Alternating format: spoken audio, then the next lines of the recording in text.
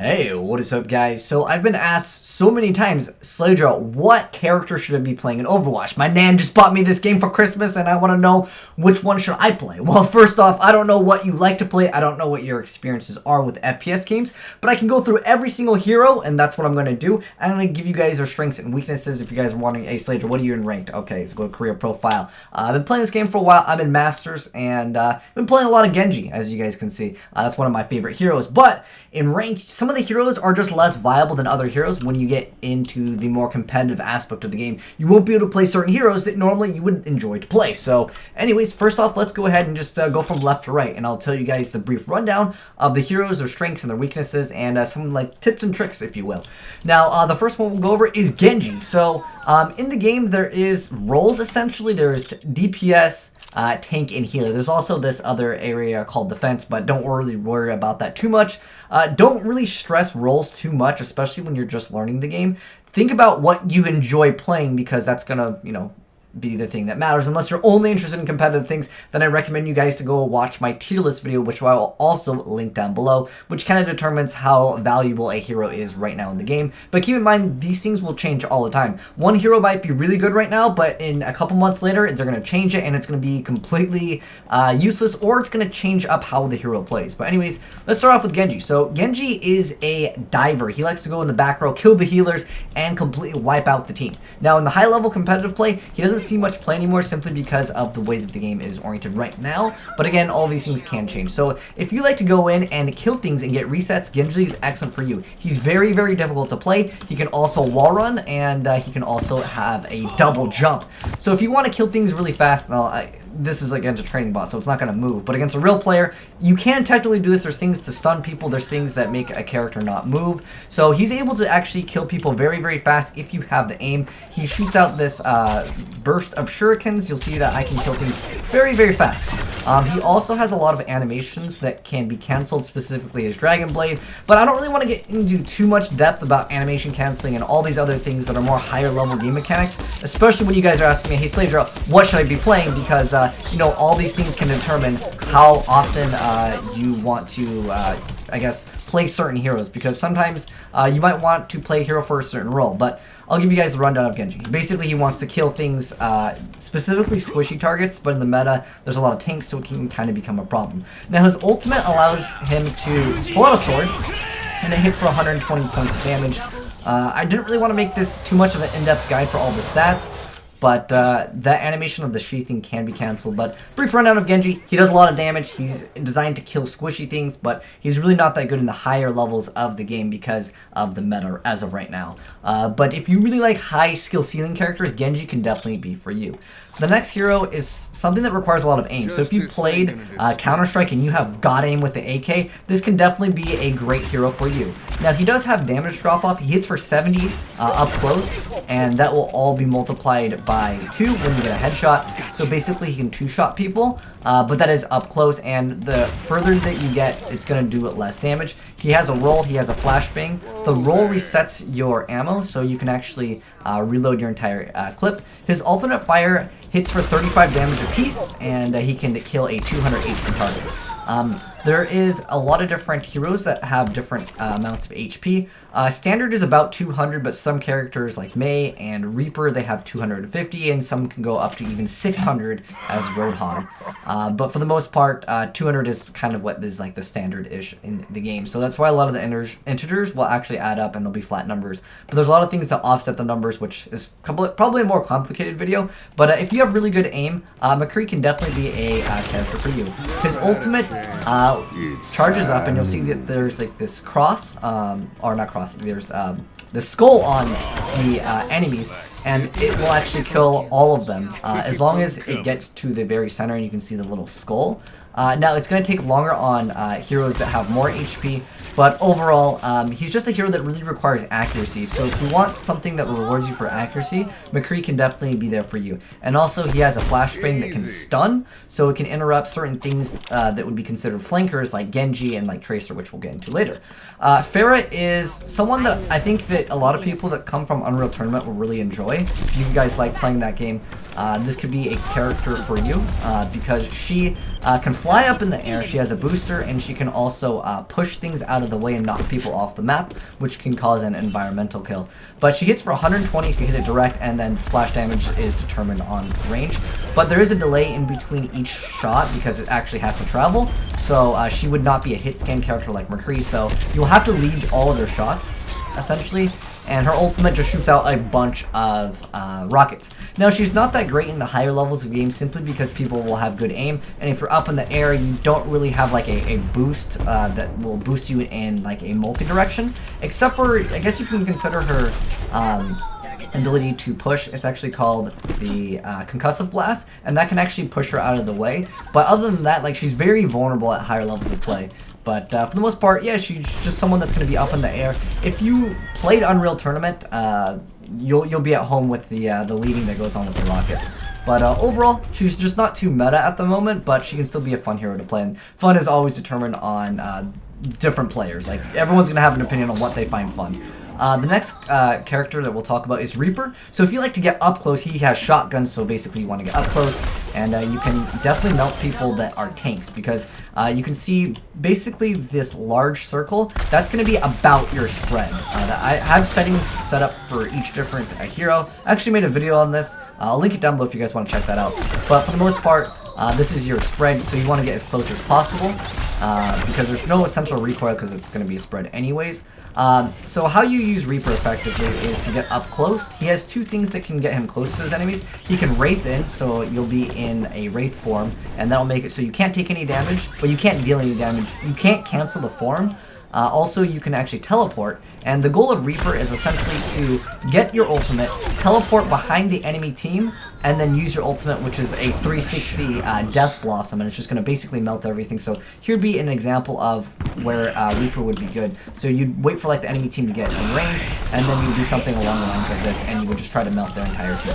And also, every time he kills an enemy, they drop an orb, and the orb, or it's called a soul in the game, it'll heal you for 50 points, and then you can Wraith out. And he's not really meta right now in the game, simply because, again, things will change, but as far as like right now, he's not that meta, simply because there's just other options that are more viable, and he doesn't have a good way to approach people at higher level of competitive play. He sees very little play in like high level. But anyways, the next one we're going to talk about is Soldier. He's very, very versatile, so there's not a scenario where he's just going to be bad. He has an assault rifle, and it deals 20 points of damage, and again, all this is multiplied by the headshot. Now, he has a Helix rocket, which is something that's similar in a sense to Farah's rocket, which means it's going to take time to hit. However, this cannot actually get a headshot, and it does do splash damage. And his other ability is to sprint, and then he has a thing where he can throw down that can heal people, and he can heal himself as well as his allies. So he's just an overall really well-rounded character, and for his ultimate, he actually gets an aimbot.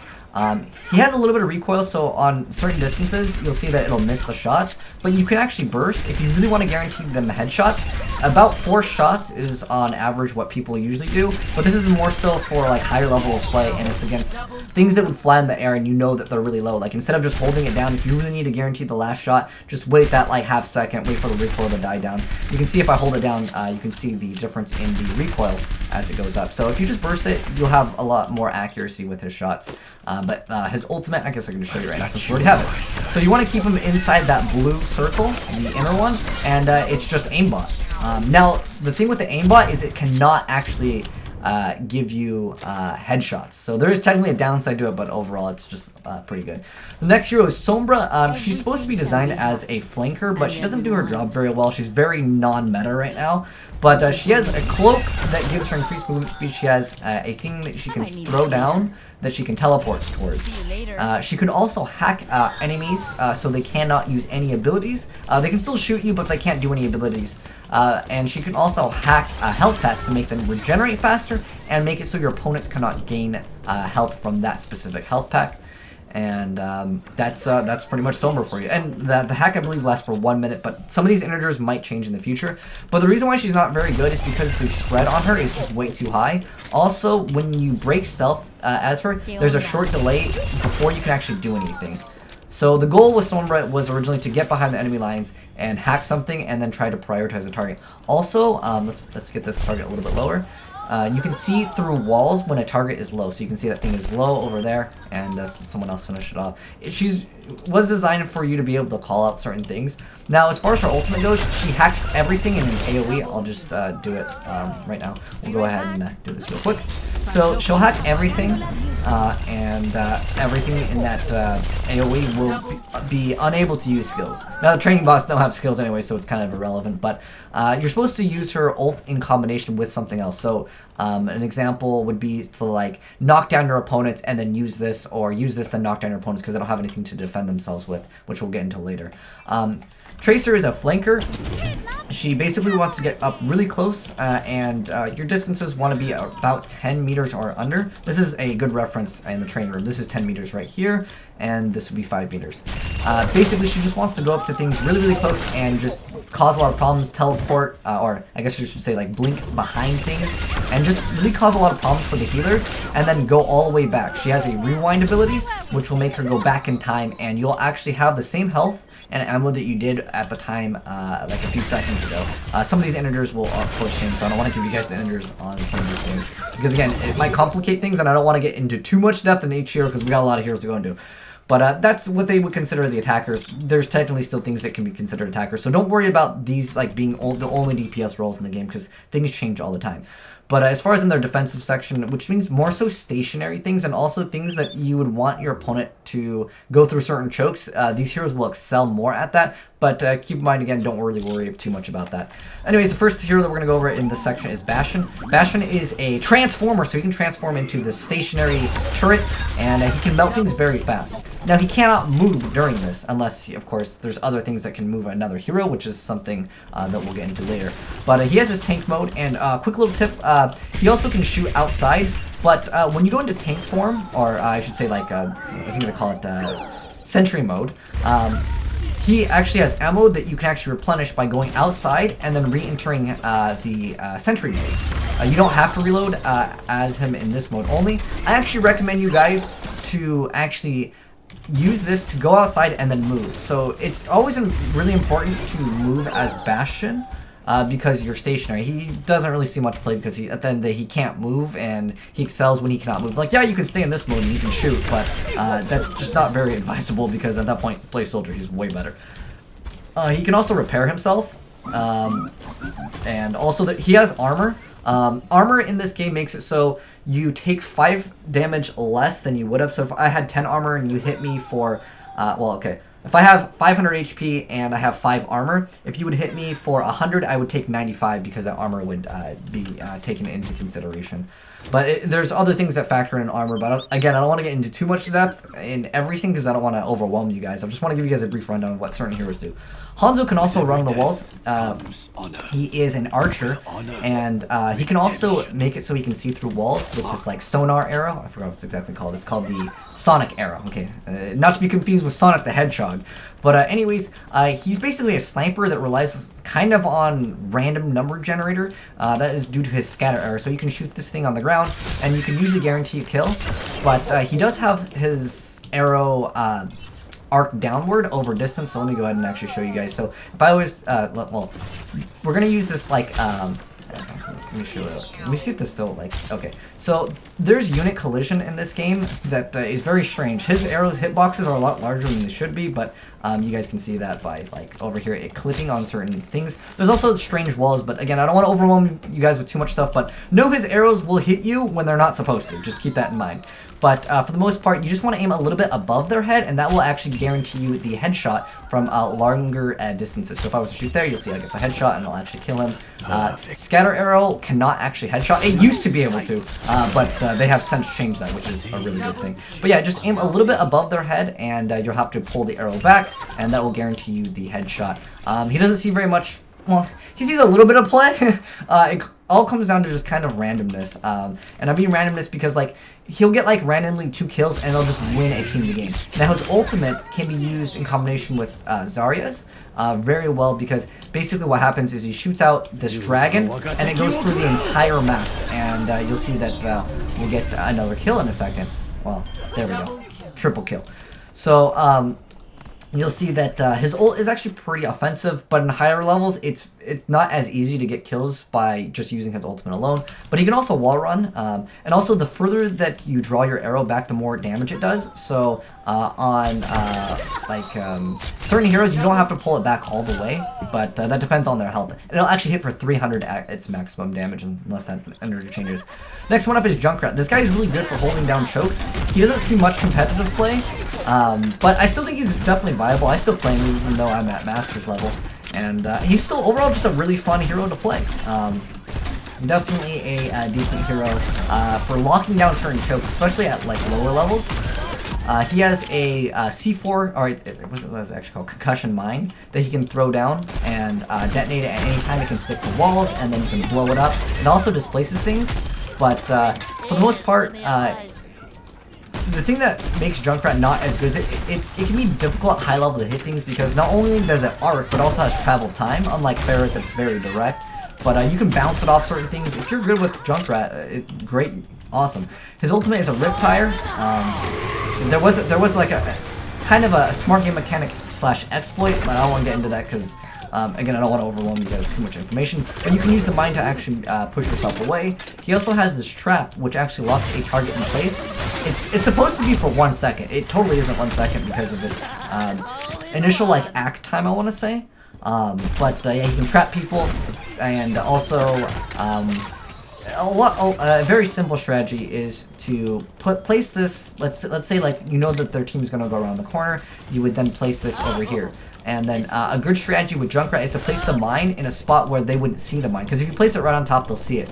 I know we can see this really clear, but the enemy will only see like these spikes. It's kind of pushed into the ground to your opponent, so they can't really see it. They'll get hit by it. Even at high levels, like sometimes it just happens. Like you just don't pay too much attention. There's things going on, and you'll accidentally hit it, and then you can actually blow them up. So the mine hits for 120, and the the spike trap will hit for 80, so it actually kills anything that's on 200 HP.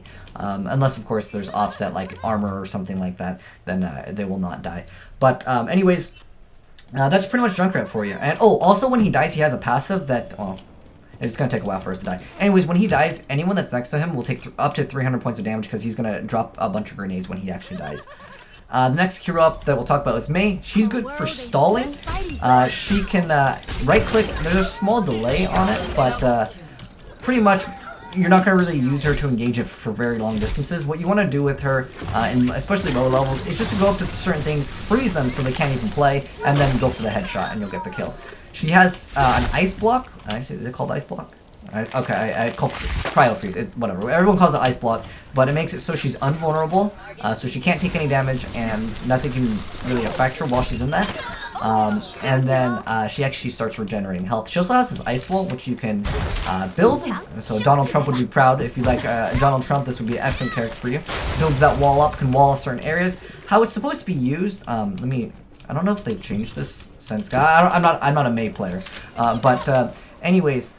She wants to cut off the enemy team. So let's say like the enemy team needs to walk down this area over here. You let like 2 or 3 of them walk by, and then you cut off the rest of their team. Your team finishes off the people there, and also when other people use their ultimates, like Soldier, if he's got the aimbot, you just wall off so he can't hit your teammates. That's like the original goal of Mei, and she's just kind of the cuck of the game. She counters a lot of people. Her ultimate lets you freeze everyone in an AoE. It takes a certain duration to get them to be frozen. I'm going to show you, and I'll show you the AoE. The AoE on this is huge. So if you want to stall, Mei is just excellent. She'll freeze everything, and then you can walk up to them and all headshot them. Usually you can only get about 2 kills on her own. When you use the freeze thing, her ultimate, what is it called? Blizzard. That's gonna let you kill about 2 people, depending on like which targets you're talking about. On average, the 200 HP targets, you'll be able to kill 2 of them. Your team should be able to usually clean up the entire team. So her ult would be a great ult to combo with other things. But standalone, it's not gonna be that great because you can only get like 2 kills, and that's like really pushing it as Mei because obviously there will be other heroes like maybe attacking you or they're gonna get away. But she's great to combo other ults with. Oh, also, I'm not sure if they changed this. Let me go into a room. If I can find a room that has like a very... Okay, this ceiling is really short. Oh, she can also build the wall horizontally and vertically. But this is a strategy that you guys can use. So if you build the wall... Oh, they might have actually patched this. Okay, I'm not sure if they patched on everything, but one strategy was to lock out the team, but also make it so you would wall, and you would push yourself up, and you would glitch into the wall, and basically you and the other person could not move, and what you would do is you would just headshot them, because they can't move. And you have 250, and generally the integers work in Mei's favor at those very close ranges. I don't know, again, if they patched that or not. I don't play Mei, but they might have patched that. Next one is Torbjorn. He has no damage drop-off. His gun hits for 140 if you get a headshot, and 70 from a distance. But you'll see that there is a drop-off in his shot. So you're going to have to leave your shot just a little bit because it takes distance to get there, and it also has drop-off. His right-click is a shotgun, and you can melt tanks. So basically, left-click when things are far away, right-click when they're up close. Really, really simple. You can one-shot a lot of people. He can also throw down armor, and he'll give his teammates armor. You can also pick up scrap from things you killed that will give you armor, but he naturally just generates scrap, and then I'll let you throw down armor. Try to prioritize giving the armor to your teammates. His other ability is to get a sentry gun, and it does 14 points of damage, and if you get to level 2, it basically does 28, because it's got 2 guns, and it just kind of kills things for you. Basically you want to set it up in an area where people won't hit it because it's not going to move, it's stationary. His ultimate powers up the turret to do more damage and shoot rockets, and then it will also give you more health, and it'll increase your firing speed, so you can see I'll kill this target really fast, and also it'll increase your right click speed as well. So his ultimate just basically improves his other stats.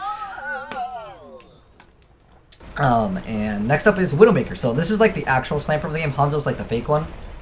Dang, I feel like we could do like a part 2. This video is gonna be an hour long. Okay, let's do Widowmaker for this part. But Widowmaker is the sniper of the game.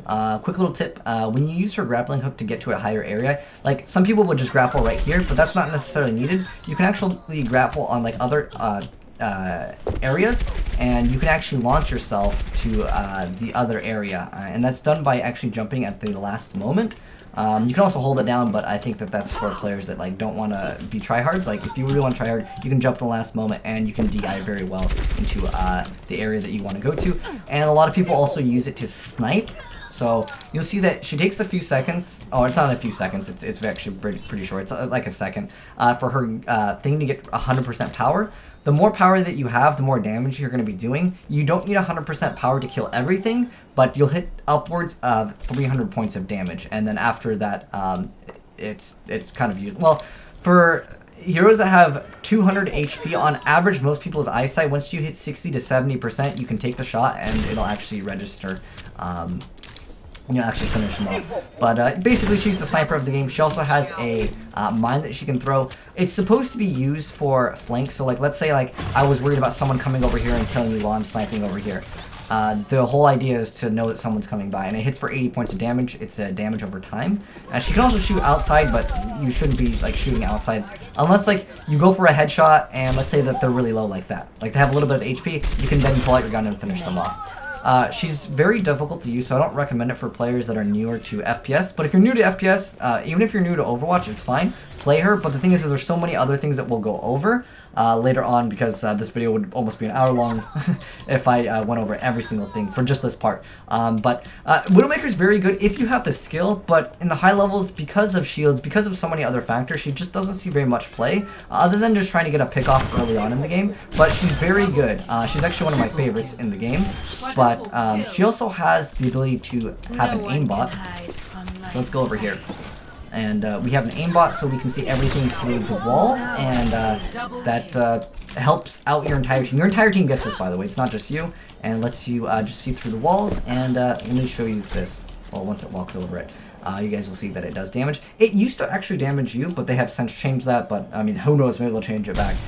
It's just a buff to Widowmaker that's kind of nice. So this allows you to actually one-shot them in the body. No. Okay. She's supposed to hit for 120, and this is supposed to hit for 80, unless the integers have changed. Let me just test this out again. So it should go off. Oh, they don't need to be moving to actually trigger that, by the way. It just needs to be in their vicinity. So she hits for 120, unless it's a headshot, and that gets upwards of 300 points of damage. So okay, maybe it does 75 damage now. Some of these integers, again, they have changed, but That's really strange. But this is a moment where you would actually just want to fire and kill it. Okay, well, okay, I learned something new. Like I said, a lot of these integers will change, but yeah, if you are a sniper, this is an excellent hero for you. You can also do a lot of like really cool things as Widowmaker. For example, would be to like grapple on, oh well, okay, I didn't mean to grapple on that high, but you can jump in the air and then take the shot, even though I'm bad on miss right there. Oh, well, the other thing killed it. But yeah, you can jump in the air and then take the shots. Now, one thing that sucks with her though, is you cannot, scope in and jump. It actually will cancel it. You can't animation cancel with her like scope anymore. It's something that a lot of players would like to see in the game, but they have since changed that. Also, the hitboxes on Widowmaker compared to Hanzo are much different. Hanzo, it's much more generous. Let me actually show you with the sniper. And the reason why people will complain about Hanzo a lot is because like you won't even like look where I'm aiming and watch this get a headshot. Like look where the arrow would be going. Okay, you can see I'm getting closer, right? That was a headshot. Even though, like, look where I'm shooting. Look where the arrow is. Like, watch when it respawns. It'll respawn in, like, a second. Look where the head is, and look where I'm aiming. Headshot. So, there are a lot of hitboxes in this game that will seem kind of strange. We'll get into it in the second half about the other, like, crazier hitboxes, but this is going to be it for part 1 because I don't want to make the video 1 hour long. Well, the video will be an hour long if you add in part 2, but this is a brief rundown on the first half heroes in Overwatch. If you guys, you guys ask me all the time, what hero should I play? And I just want to give you guys a brief rundown and, like, I guess, like, play styles and other, like, things and what the character essentially excels at in the game. But anyways, yeah, that's it for part 1, and I will upload part 2 very soon. But anyways, thanks for watching part 1, guys, and I am signing out.